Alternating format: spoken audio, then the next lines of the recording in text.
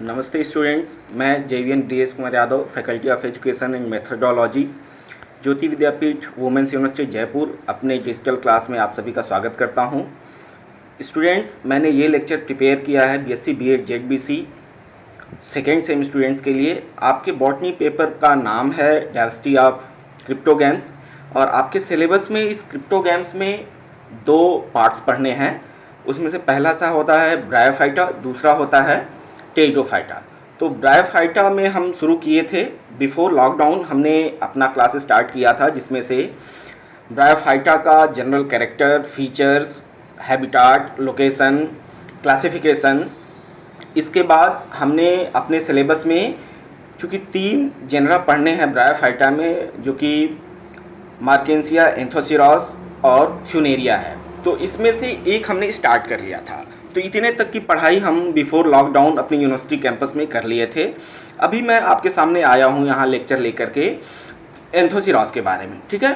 तो एंथोसिरॉस हम लोग सेम पैटर्न फॉलो करेंगे जैसा कि पहले भी हमने अपने प्रीवियस सेमेस्टर में भी फॉलो किया था during the study of fungi and lichen algae. कि किसी भी जेनरा को पढ़ने से पहले हम उसका सिस्टमेटिक पोजीशन पढ़ते हैं, उसके डिस्ट्रीब्यूशन पढ़ते हैं, उसका मॉर्फोलॉजी पढ़ते हैं, एनाटॉमी पढ़ते हैं, रिप्रोडक्शन पढ़ते हैं, उसके बाद life cycle. So same pattern will follow here also. Let's start our lecture with headings that is Anthoceros. Okay, तो इसका जो सबसे पहले आता है सिस्टमेटिक पोजीशन की, इसका क्लासिफिकेशन क्या है, और वैसे भी ये सब चीज़ें आपको आपके प्रैक्टिकल क्लास में भी ज़रूरी होंगी। तो सिस्टमेटिक पोजीशन आप वहाँ पे याद कर लेंगे। हमारे पास स्पॉटिंग्स हैं और कुछ स्पेसिमेंस हैं एंथोसिरॉस के, तो उसका जब हम लोग अंडर माइक्रोस्कोप ऑब्जर्व करेंगे तो उस समय भी डिस्क्राइब करेंगे। तो same classification will be there, so don't bother about that. Okay, तो इसका सिस्टमेटिक पोजीशन में division, class, order, family, genus, एक बार आप बस ये शुरू के 1-2 आपको याद करने होंगे, जैसे ब्रायोफाइटा, डिवीजन, क्लास। बाकी एंथोसिरॉस से ही रिलेटेड है, तो एंथोसिरोटोप्सिडा, एंथोसिरोटेल्स, एंथोसिरोसी, तो जो आप पहले पढ़ते रहे होंगे वैसा ही है, ठीक है।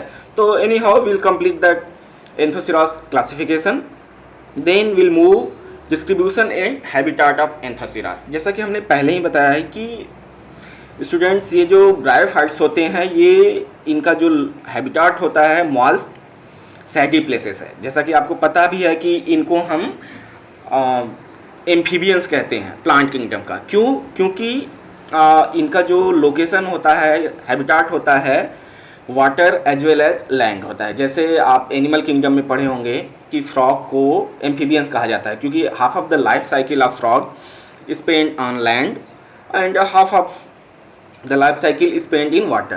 So same thing happen over here in case of plants, so that's why they are called as amphibians. Okay, तो इसका डिस्ट्रीब्यूशन मैं बताऊं यहाँ पे, Anthoceros is represented by about 200 species. तो एंथोसिरॉस का जो है अभी तक 200 स्पीसीज नोन है, और all species are terrestrial and cosmopolitan in distribution. The species grow in very moist and shady, जो कि मैं पहले बता चुका हूँ। Some species are found growing on decaying woods, कुछ डिकेइंग वुड्स पे भी पाए जाते हैं। इंडिया में एंथोसिरॉस की 25 स्पीसीज नोन है। उन 25 में से भी कुछ इंपॉर्टेंट है जो कि मैंने यहाँ पे मेंशन किया है। एंथोसिरॉस हिमालयंसिस, एंथोसिरॉस इरेक्टिस, एंथोसिरॉस चैम्बेंसिस, ठीक है। तो ये कुछ स्पीसीज हैं, आप नाम याद कर सकते हैं। इसके बाद आता है इसका गैमेटोफाइटिक फेज। ओके, तो जैसा कि हमने पहले भी बताया था मार्केंसिया के भी केस में, कि जो लाइफ साइकिल होती है ब्रायोफाइटा की, इनकी लाइफ साइकिल 2 स्टेजेस में पूरी होती है। एक तो होता है गैमेटोफाइटिक फेज, दूसरा होता है स्पोरोफाइटिक फेज। तो जो ब्रायोफाइटा होते हैं, इनकी जो मेन प्लांट बॉडी होती है, most of the time they spend in the form of gametophytic phase. Okay, तो जो हमें इसका मॉर्फोलॉजी आपको प्रैक्टिकल में भी दिखेगा, स्पेसिमेन में हम दिखाएंगे, तो वहाँ पे जो दिखता है वो इनका गैमेटोफाइटिक फेज है। तो थोड़ा सा गैमेटोफाइटिक फेज के बारे में मैंने यहाँ पे नोट्स बनाया है। तो गैमेटोफाइटिक फेज जो होता है इनका थैलाइड है, आप जानते ही हैं कि थैलाइड उनको कहते हैं जो अनडिफ्रेंशिएटेड प्लांट बॉडी होते हैं, जैसे कि कुछ एल्गी भी रहे हैं, कुछ लाइकेंस भी हैं, और यहाँ से आपको ब्रायोफाइटा समझ में आएगा। तो अनडिफ्रेंशिएटेड प्लांट बॉडी उन्हीं कहते हैं जिनमें कि एक्चुअल रूट स्टेम लीफ नहीं पाया जाता है। तो you won't get any kind of structure related to that in this portion. Okay, so that's why they are called as थैलाइड।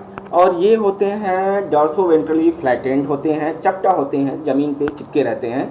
Prostate होता है इनका और ऊपर का पोर्शन होता है, जनरली ये डार्क इन कलर होते हैं, ठीक है। और इनमें डाइकोटोमसली ब्रांचिंग होती है। तो ये इनका कुछ मार्फोलॉजी हुआ। इसके अलावा इनका जो डॉर्सल सरफेस होता है वो depending on different species it will vary. जैसे कि मैंने यहाँ पे मेंशन किया है कि the dorsal surface of the thallus में स्मूथ होगा लेविस में, या फिर ये रफ और स्पाइनी होगा फ्यूजीफॉर्मिस में, ठीक है। तो ये तो डिपेंड करता है कौन सी स्पीसीज है।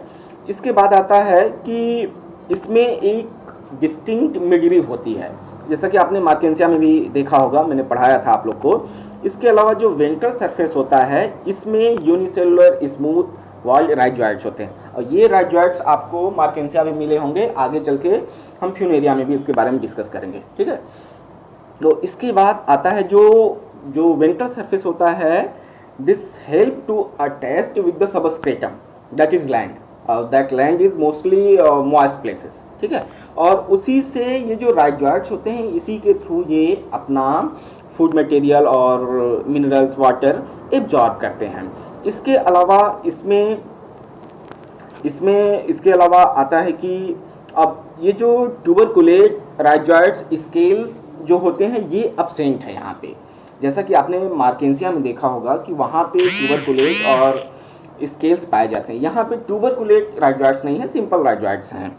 उसके बाद आता है many small opaque rounded thickened dark bluish green spots can be seen on the ventral surface, जो कि आप देख सकते हो। इसका हम जिक्र करेंगे जब हम एनाटॉमी पढ़ेंगे, क्योंकि इसमें क्या होता है कि इसमें नॉस्टॉक की कॉलोनी होती है, इसी की वजह से ये ब्लूइश स्ट्रक्चर के होते हैं। और जब हम आपको स्पॉटिंग का स्ट्रक्चर दिखाएंगे प्रैक्टिकल में, वहाँ पे आपको इसका टीएस दिखाएंगे, तो you will get all those ideas how this nostoc colonies inhabiting in that ventral surface of Anthoceras anatomy, तो उसके थैलस में आपको दिखेगा। इसीलिए इसको मतलब ये सिम्बियोटिक रिलेशन का एक उदाहरण बनता है। इसके बाद आप सबसे महत्वपूर्ण बात हम जिक्र करने जा रहे हैं, जो कि है हॉर्नवर्ड्स। मार्केंसिया के अलावा जो अपना एंथोसिरॉस है, इसके पहले आपने एल्गी में भी पढ़ा होगा कारा को स्टोन वर्ड कहते हैं। क्यों कहते हैं आप हमें हमारे वीडियो में फीडबैक के फॉर्म में दे दिएगा कि क्यों कहते हैं। और यहाँ पे हम जिक्र करने जा रहे हैं कि हॉर्नवर्ड इसको कहा जाता है।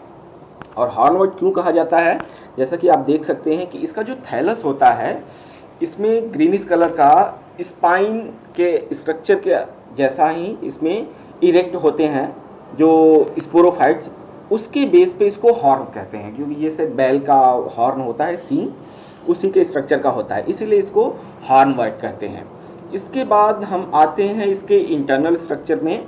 तो इंटरनल स्ट्रक्चर भी सिमिलर है, जैसा कि मार्केंसिया में आपने पढ़ा था कि इसमें ऊपर की एक अपर एपिडर्मिस होती है, एक लोअर एपिडर्मिस होती है, बीच में पैरेन्काइमेटस बहुत सारी सेल्स होती हैं, क्लोरोप्लास्ट होते हैं। यहाँ पे आपको एक यूनिक फीचर देखने को मिलेगा, वो है एल्गल कॉलोनीज। ओके, तो ये इसका एक कैरेक्टरिस्टिक फीचर्स है कि ब्लू ग्रीन एल्गी जैसे कि नॉस्टॉक ये उसमें फीड होते हैं और ये नाइट्रोजन का फिक्सेशन करते हैं, ठीक है।